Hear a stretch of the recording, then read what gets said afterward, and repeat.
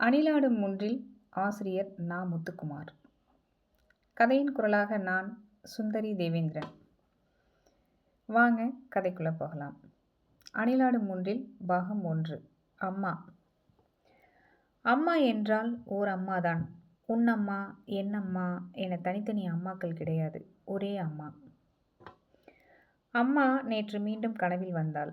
பனிமூட்டத்தை ஊடறுத்து பாயும் மஞ்சள் வெயில் போல முகமெங்கும் ஒரே ஒளி கூடியிருந்தாள். கனவில் அவள் நின்ற இடம் நாங்கள் முன்பு வசித்த கிராமத்து சிறு வீடு. அவள் முன்பு நான் சிறுவனாக நின்றிருந்தேனா, வயதாகி இருந்தேனா தெரியவில்லை. எப்படி இருந்தால் என்ன? அம்மாக்களின் கண்களுக்கு எத்தனை வயதானாலும் பிள்ளைகள் குழந்தைகள் தானே. இப்போது எல்லாம் அம்மா அடிக்கடி கனவில் வருகிறாள். வழக்கம் போல இந்த கனவிலும் அவள் ஏதும் பேசவில்லை. ஒரே புன்னகை, ஒரே ஒரு புன்னகை. தனித்த வனத்தில் காற்றை எதிர்கொள்ளும் ஒற்றை பூவின் புன்னகை போல. வார்த்தைகளையும் வாக்கியங்களையும் கடந்து மௌனமே மௌனம் என்று உணர்த்துவதைப் போல. கோயில் பிரகாரங்களில் வௌவால்களின் கிரீச்சிடல்களை தாண்டி கருவறையில் கிடந்தபடி பிரபஞ்சத்தை உற்று நோக்கும் கடவுளின் புன்னகையைப் போல முடிவுறாமல் புன்னகைத்து கொண்டே இருந்தாள். அம்மாவை நோக்கி நான் நடந்து அவள் கைகளை பிடிக்க எத்தனிக்கும் போது கனவு கலைந்து கண் விழித்தேன். உறக்கம் வரவில்லை. செல்போன் தேடி மணி பார்த்தேன். மணி 3:40. பக்கத்தில் மனைவியும் மகனும் உறங்கிக் கொண்டிருந்தார்கள். விடிவதற்கு நேரம் இருக்கிறது. ஒரு சிகரெட் பற்ற வைத்தபடி வாசலுக்கு வந்தேன். ஆலம் விழுதுகள் போல் உறவுகள் 1000 இருந்தும் என்ன, வேறென நீ இருந்தாய் அதில் நான் விழுந்து விடாதிருந்தேன். எதிர் ஃப்ளாட் வாட்ச்மேன் எஃப்எம்ஐ அலற விட்டுவிட்டு காதுகளில் மஃப்ளர் சுற்றி உறக்கத்தில் கிடந்தார். அம்மா என் நினைவுகளில் நுழைந்தபடி அலைகழித்து கொண்டிருந்தாள். அம்மா, உன்னை முதலில் நான் எப்போது சந்தித்தேன்? அறிமுகமாகி பேசி பழகி விடை பெற்ற பின் முகம் மறைக்கிற ரயில் சிநேகமாய்த்தான் இருந்தோம். உனக்கு நானும், எனக்கு நீயும். உனக்கு நான் அறிமுகமாகும் முன்பே எனக்கு நீ அறிமுகமாகிவிட்டாய். உன் முதல் தரிசனம் எனக்கு அகதரிசனமாகத்தான் இருந்தது. திரவங்களின் கதகதப்பில், நடக்கையில் புலப்படும் மெல்லிய அதிர்வுகளில், உடலை நனைக்கும் சிவப்பு நதியில், பனிக்குடத்திடலில், பாசப்பிடிப்பில் உன் முதல் தரிசனம் எனக்கு உள்முக தரிசனமாகத்தான் இருந்தது. ஆனால் அம்மா, அப்போது என் பார்வை தொப்புள் கொடியில் இருந்தது. சந்தனமாக மேடிட்ட வயிற்றில் விரல்களால் வருடிய போதும், அடிக்கடி என் வளர்ச்சியை அசைவுகளில் உணர்ந்த போதும் உன் முதல் தொடுதல் எனக்கு வாய்த்தது. பூமென்மை வயிற்றில் மெத்தென்று உதைத்தேனே அம்மா, அப்போது என் பார்வை பாதத்தில் இருந்தது. உன்னுடைய மிச்சமாக வெளி உலகில் பிறந்தபோது பிடிபடாத ஒளிகளுடன் நோய்த்துகள் படிந்த மருத்துவமனை சூழலில் என்னை எடுத்து உன் மடியில் சாய்த்து கொண்டாயே அம்மா, அப்போது என் பார்வை உன் சேலையின் கவிச்சி வாசனையில் இருந்தது. எல்கேஜி வகுப்புக்கு எனக்கு பிடிக்காத கீரை சாதத்தை நீ பள்ளிக்கு கட்டித்தர சாயங்காலமானதும் சண்டை போடும் ஆவேசத்தில் வீட்டுக்கு வருகிறேன். ஏன் இத்தனை கும்பல் நம் வீட்டில்? புத்தக சுமையுடன் நடையில் வேகம்.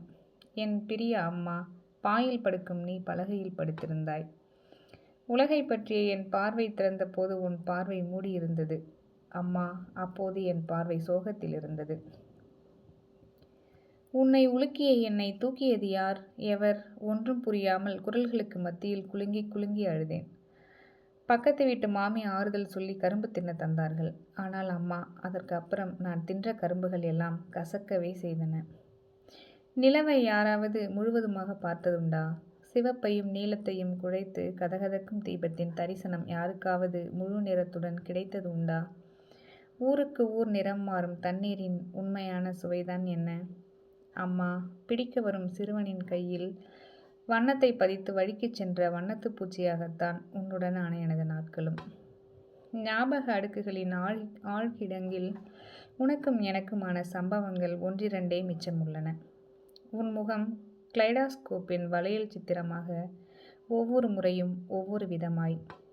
உன் ஜலதோஷம் நீங்க கசாயத்துக்காக நான் தும்பைப்பூவை தேடியதும், தவளை அடிக்காதடா, உங்க அம்மாவுக்கு தலைவலிக்கும் என எவனோ சொன்னது கேட்டு பயந்து நான் அடிக்காமல் நின்றதும், ஆலம்பழம் தின்னுட்டியே பைத்தியம் பிடிக்க போகுது என நண்பர்கள் பயமுறுத்த ஓடி வந்து உன் மடியில் பாதுகாப்பாக படுத்ததும், இவைதானே அம்மா, அறியாத 5 வயதில் எனக்கே எனக்காக நீ விட்டு வைத்து போன கொஞ்சோண்டு நினைவுகள். அழுது புலம்பி நான் அலறிய ராத்திரிகளில் நிலா இருந்தது, சோறும் இருந்தது, ஊட்டத்தான் நீ இல்லை. கடைசியாக நீ தலைவாரி செருகிய சுருட்டை முடியை வைத்திருக்கிறேன் பத்திரமாக.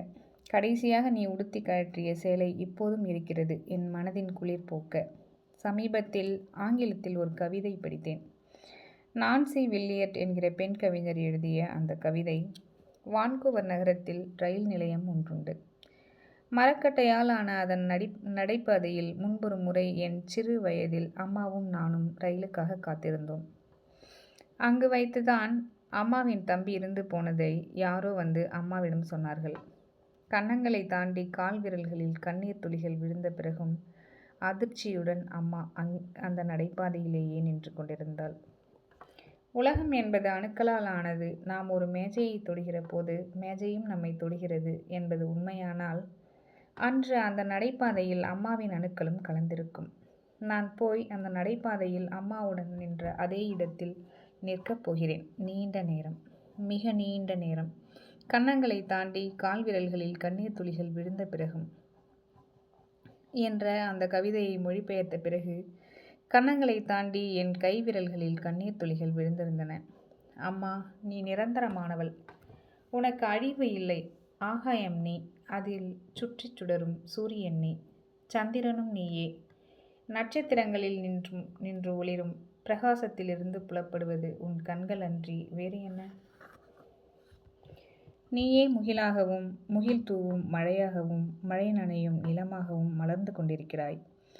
நதியும் நீ, கரையும் நீ, கரை தாண்டி விரியும் காட்சியும் நீ.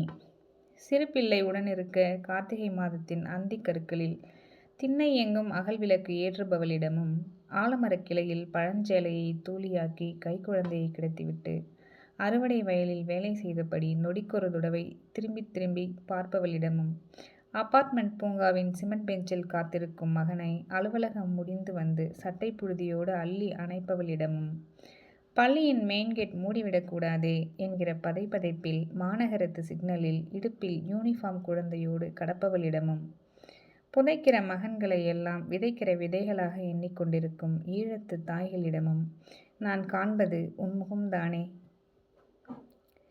மார்க்சிம் கார்கியின் தாய் தொடங்கி மார்க் வெஸ்லின் எலந்த்ரா வரை, பட்டினத்தார் மூட்டிய தீயில் தொடங்கி புதுமை பித்தனின் சிற்றனை வரை கலையிலும் இலக்கியத்திலும் நான் காணும் தரிசனங்கள் உன் அகம்தானே அன்னையே. நீ எப்படி இறக்க முடியும்? உன்னுள் கருவாகி உனக்குள் உருவான சின்னஞ்சிறு செடி நான். மண்ணுள் நான் வீழ்ந்து மெல்ல உதிரும் வரை என்னுள் நீ வாழ்வாய்.